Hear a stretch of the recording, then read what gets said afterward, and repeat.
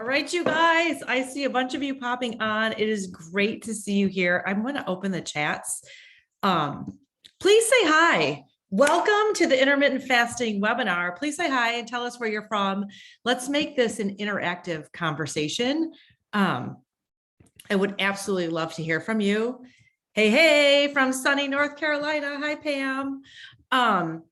If you guys have any questions, if you've come with a question that you would like to have answered, please drop it in the chats. I would love to ask Dr. Shawn those questions. And here we are. Hello, Dr. Shawn. How are you? Oh my gosh, I am amazing. You guys, I'm so excited to be here today with the one and only Dr. Shawn Talbott. If you guys are not familiar with this unicorn scientist, he is an expert in microbiome health. He is the author of so many books. Go Google it on hormone health, cortisol, the microbiome. One of my favorite tidbits about you is that you have been appointed to the Olympic board for nutrition and supplementation to advise athletes. I am a super athletic nerd. I would aspire to have been an Olympic athlete, but I would like to train like one. And of course, he's the chief science advisor for Amari Global, which is in your shining background. Exactly. Ta-da. Ta-da. And I love, so you guys, again, like welcome. We are super glad that you've taken 30 minutes out of your day to share with us and be here. If you have questions, drop them in the chats. We're going to talk through the benefits. Are there benefits of intermittent fasting? Because there are a lot of naysayers. There's a lot of propaganda out there. Is it good? Is it not good for us? What are the benefits of intermittent fasting, Dr. Shawn, specifically as it relates to weight loss? Yeah, intermittent fasting is having a bit of a moment, I guess you could say, right? It's very trendy. There's all kinds of flavors of intermittent fasting, right? Some people do intermittent fasting during the week and then not on the weekends. Some do it every day. Some do it occasionally. Some do it for a whole 24 hours. Some do it for 16 hours. There's all kinds of ways of doing it. And with like sort of trendiness comes confusion, comes propaganda a little bit, and people get kind of confused. In fact, my son, who's in college, he texted me one time and he was like, "Hey, all the guys are talking about intermittent fasting. Isn't that just not eating?" And I was like, "That's actually a really good question, Alex." But the reason that people might be interested in it is because one of the things we've learned about eating patterns, really just over the last few years, is that there's a circadian rhythm to them. There are certain times when it is better to eat than other times. We used to joke around, like we scientists used to joke around years ago when Oprah Winfrey had this rule. The rule was you never ate after 8 p.m. And we would joke and we'd go, "Oh, ha, ha, ha, Oprah, what does she know about metabolism? What is it? If you ate something at 8:01, it's going to magically turn into fat." And we thought it was ridiculous. But I remember seeing her do that on TV. She put a lock around her refrigerator she would like just shut it down at 8 o'clock. Yeah, exactly. And, we would think like that isn't how metabolism works. But now what we understand about the circadian rhythm of your overall metabolism, we understand that that's exactly how metabolism works. And so the idea of intermittent fasting, or probably more appropriately termed time-restricted eating, is that we want to focus people's eating behavior during certain hours of the day and their non-eating behavior, their fasting, during other times of day. And if we strategically do that, there are benefits for weight loss, there are benefits for blood sugar control, there are benefits for mental performance, there are even benefits for longevity, probably, that we could potentially live longer. But that is compared to eating whenever you want, whatever you want, right? So there's a little bit of intermittent fasting isn't this miraculous thing that changes everything. We still want people to eat a balanced plan. We just want them to do it at certain hours of the day. And we can unpack that as we go through here if you want to, Dana. Yeah, I love that. And I love that you talk about the circadian rhythm. So can you explain that a little bit more? Like, what is that in our bodies? Yeah, so circadian just refers to a daily rhythm. So most of the biochemistry of our body has a daily rhythm. So stress hormones are a good example. Cortisol. Our cortisol levels, and when people hear about cortisol, it's usually framed as this toxic substance that you don't want any exposure to. But you actually want high cortisol in the morning. This is what wakes you up and gets you ready to face the stresses of the day. It's good for your immune system in small doses. It's good for your brain in small doses. But after that sort of stress of waking up and getting ready to go out there into the world, you want your cortisol to slowly dissipate throughout the rest of the day. And it should reach its lowest point in the middle of the night when you're most relaxed and most asleep and doing all the repair and the regeneration and all that kind of stuff. So you want sometimes high, sometimes low. You don't ever want it to be medium. And that's where a lot of people are right now with their diets. They're in this medium where they're eating a little bit all day long. You're always getting this influx of calories. And 20 years ago, we actually thought that was a good thing.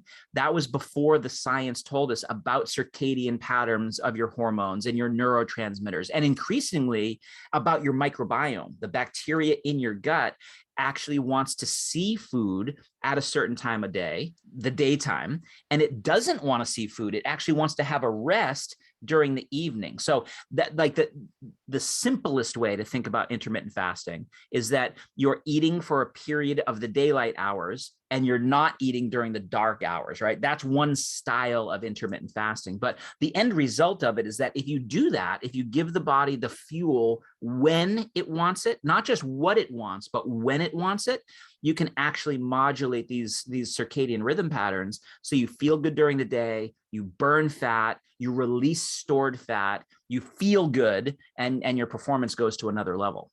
I love that. So you're relating the window of eating to your hormone balance and Yes, also to that exactly. circadian rhythm, so that you wake up, you're eating, and then you're taking a rest and allowing that circadian rhythm to come down. Right, exactly. So one really simplistic approach to this time restricted eating is only eat during the daylight hours. And then as soon as the sun comes up, you can start eating. As soon as the sun goes down, you have to stop eating, right? So that's one way of doing it. If people, that gives a pretty wide window though of eating for most people. For people who are trying to lose weight, we actually close that window down a little bit. And by doing so, if we close your eating window, by default, we're opening up your fasting window. And so for a lot of people, we'll say, if you're trying to lose weight, a really nice way to do it would be to do a 16-8. So of a 24-hour period, 16 of those hours you're not eating, and 8 of those hours you're eating. And so for a lot of people, that would be, lunchtime, noon or so until 6 or 7, that's their eating window. And then the rest of the 24-hour cycle is their fasting window. And a big portion of that fasting window, you're actually asleep. Right. And so for the 16-8, is that a hard rule, or what about those of us that are like, oh my gosh, 16 hours seems crazy? Yeah. It's not a hard rule at all, right? It's very much a recommendation, like a framework, if you will. Some days it might be a 16-hour window. Some days it might be 14. Some days it might be 12. Some days it might be 20. And that, like, you shouldn't think that it's a black and white sort of a thing. It really, and you don't have to do that every day. So like when I'm actively trying to get to my race weight, I'll do a pretty stringent 8-16, right? I won't eat until I'll wake up at 6 o'clock in the morning. I won't eat until lunchtime. I'll break my fast at lunch, usually around noon, and then I'll eat throughout that period of time. I'll have dinner and then I'll stop, right? And I'm doing that to really sort of accelerate my weight loss machinery, meaning send signals from the microbiome to the rest of the body saying, lower your stress hormones, release your fat, control your blood sugar better. And if you do that, you burn fat more efficiently. Yeah, let's repeat those 3 things. Like, those 3 things are really key. So lowering your blood sugar. Yeah. Blood sugar and insulin function, right? That's something that we can do with this intermittent fasting. Lowering stress hormones, and sending signals to really control your appetite, so you're not ravenously hungry all the time. So if you do those things, stress hormones come down, glucose comes down, fat burning goes up, appetite stays very nicely modulated, so you're not hungry all the time. And that's it really makes it really doable for people. And what you'll notice is like, you're not really on a diet per se, you're just structuring your calories a little bit differently. And because of that, your hormones change. And because of that, your body weight changes. And what we see, especially if you're working out, your fat goes down and your muscle mass goes up. So your whole body composition changes. People come back in a very short amount of time and they'll say, I haven't lost very many pounds on the scale, but boy, I'm seeing it in my midsection and my pants are fitting looser and I'm losing inches. That's a very common occurrence with that style of eating. Yeah, I have two questions for you on that. One is, if you're new to intermittent fasting and this sounds like something you really want to do, but you don't want to start at 16 hours, is it still beneficial to say, okay, I'm going to start at 12 or I'm going to start Absolutely. at 8? 100%. Yeah. The more that you can increase that period of time that you're fasting, in that fasting state, the better off. So if it's only going to be a couple hours to start, fine. And then you extend it and you extend it. One thing that people who are new to time restricted eating or intermittent fasting will find is that they struggle when they first start doing it. And they say, there's no way I could do this. As you keep doing it, your body gets better and better and better at doing it. Your blood sugar normalizes on its own. So, that way it makes it a lot easier for people. Yeah. And then what about dirty intermittent fasting? We've talked about that a little bit, where you can have the same benefits of intermittent fasting, but you can have some, like, what are the rules for having some calories? And what is the science behind really waking up your microbiome so that you're keeping that insulin level low and you're balancing your hormones and you're still stoking your metabolism? Because that's what we all want, is to That's fire what we up that all want. metabolism. Exactly. Yeah. Exactly. Yeah. So I'm a little conflicted about that terminology, right? Dirty intermittent fasting. Because it makes people feel like they're cheating or they're not getting all the benefits or, something like that. And what I want people to realize is that, like, in the intermittent fasting research world, there are people that do it full blown out, right? They're intermittent fasting every day. Some people who are really into it might only have a 4-hour window of eating, right? So they're basically fasting for 20 hours and eating for 4. And they're the zealots.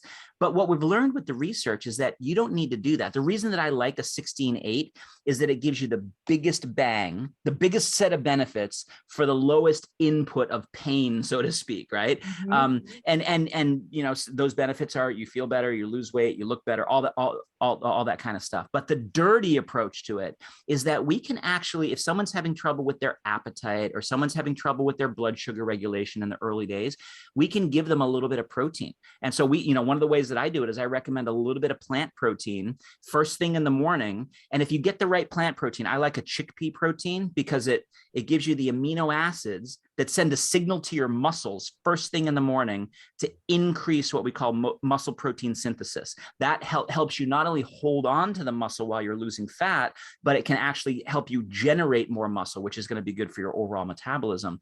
But chickpea is great because it doesn't give you just amino acids for your muscles.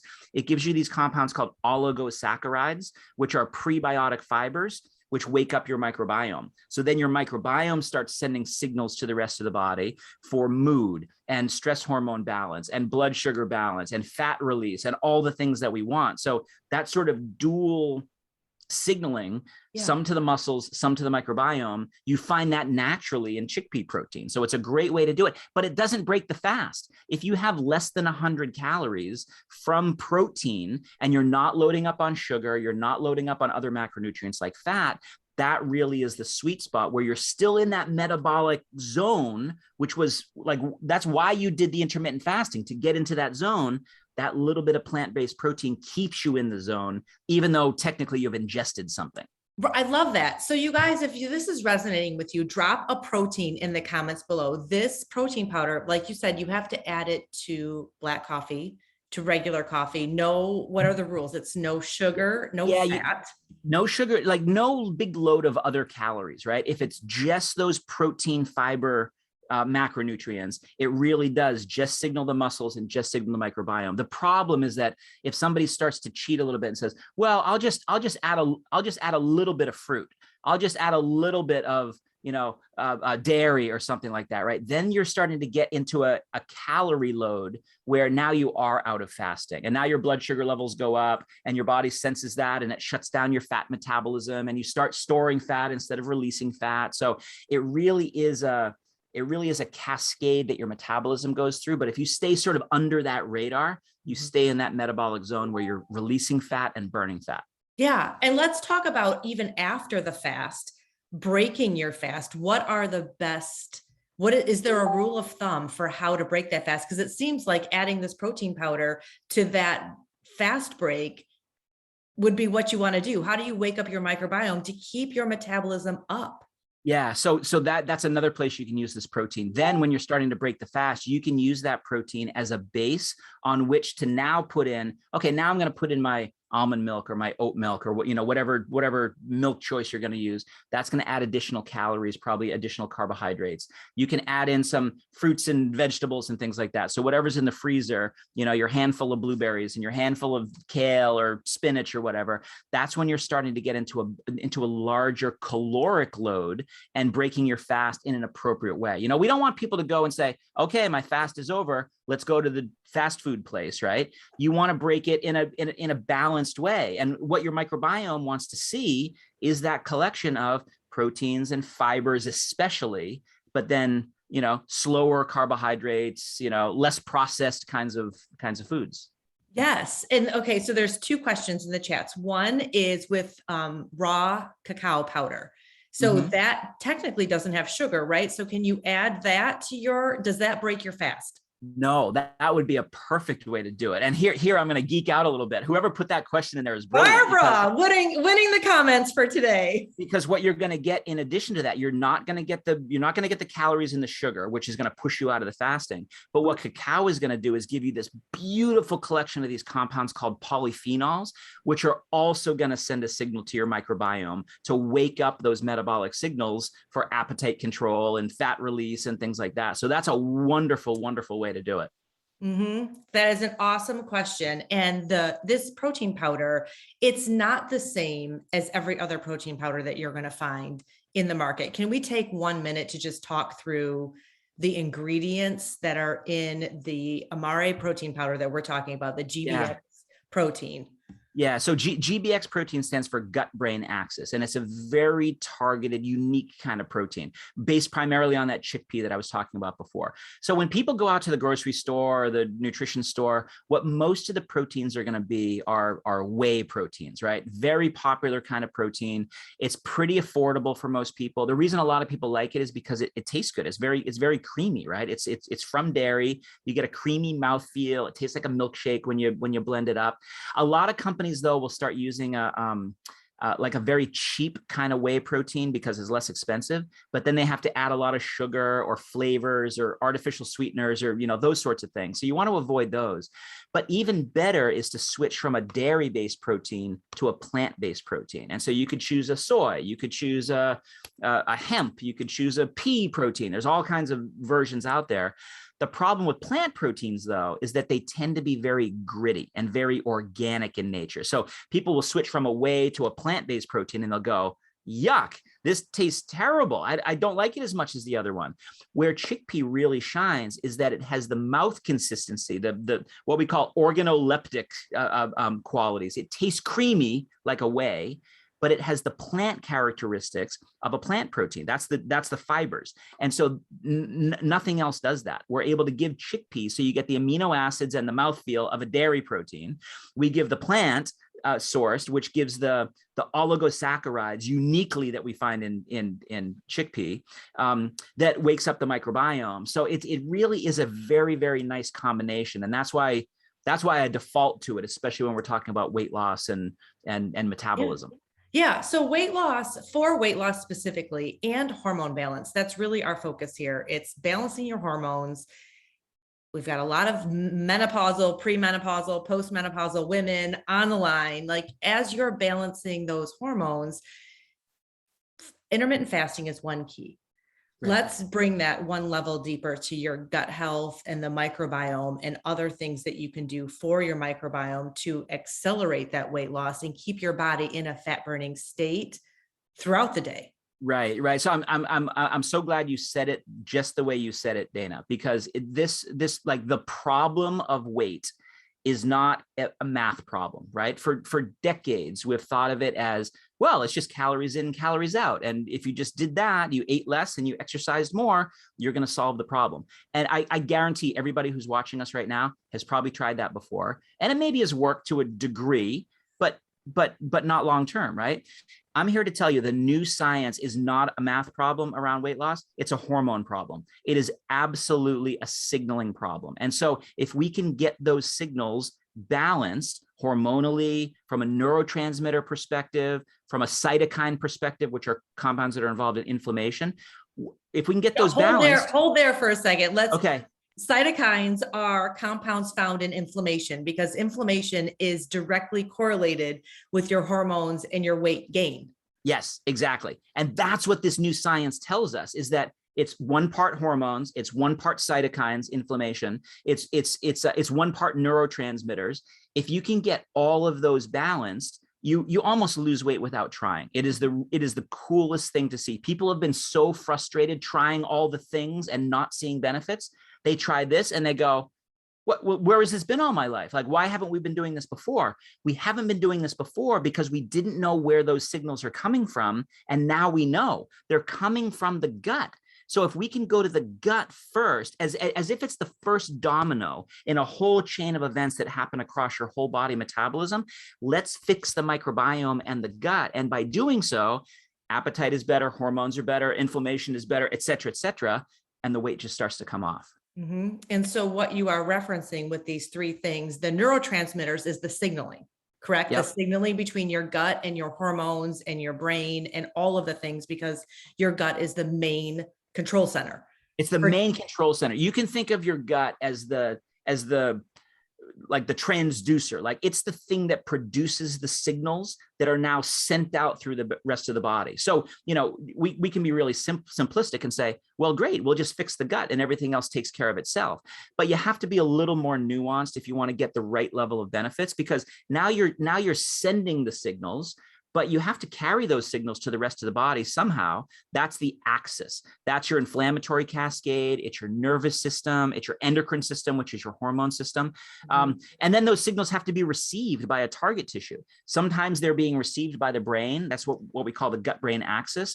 Sometimes it's being received by a metabolic organ like your adrenal glands or your thyroid or your pancreas or something like that. And so if we can get the better signals from the gut, better transmission of those signals through the axis, and then better reception of those signals at the target tissue that we're trying to modulate, that's where we see this really generating the benefits that people are looking for. Yeah. So if your ideal plan then is to take this little purple pill, which is what you're referring to with the reprogramming the signals for the inflammation, for the neurotransmitters, and for your overall gut balance, and then add to that intermittent fasting, breaking your fast with this protein powder, that is setting you up for hormone balance and weight loss success. Yes, correct? precisely. And what we did was we looked at the science and said, wait a minute, it's the signaling problem, and it's all these different signals that are out of balance. If we can get them into balance, how do we do that? We do it with the right strains of probiotic bacteria. We do it with the right prebiotics. These are the fibers that help with nourishing the bacteria, like the oligosaccharides we talked about. We do it with a phytobiotic, which are plant extracts that help this signaling. And we do it with newly discovered postbiotic, which are probiotic strains that have signaling effects in the microbiome. So you put all that together, and somebody who might be overwhelmed of going, oh my good Lord, now I have to learn about intermittent fasting and this signal and that signal and the other signal. We put it all together in one system that people can just go, okay, let me be the judge of that. And they try it and they go, oh my gosh, this is exactly what I've been looking for.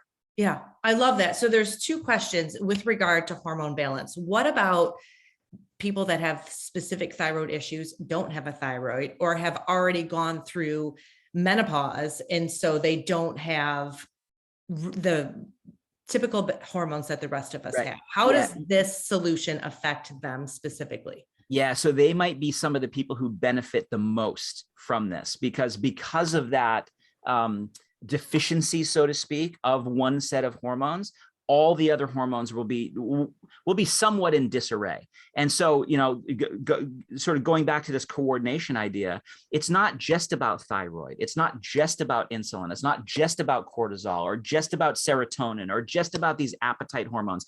It's about all of those collectively. And the more we think about it as a systems approach, it really is for everybody. It really is for anybody. Well, it's for everybody, but it's specifically for that person that has tried all the things, right? They've tried keto, they've tried Mediterranean, they've tried fasting before, they've tried exercising a lot, they've tried starving themselves, and nothing has budged. Like you get these people who just feel stuck, that no matter what they try, nothing is working, nothing is moving them towards the goals. It's because their signals are basically static. And when you have staticky signals across that gut-brain axis, your body holds on to the fat and will not release it. As soon as we can get those signals going in the right way, your body says, okay, it's basically safe now for me to release this fat, and you release it and you burn it, and the pounds come down.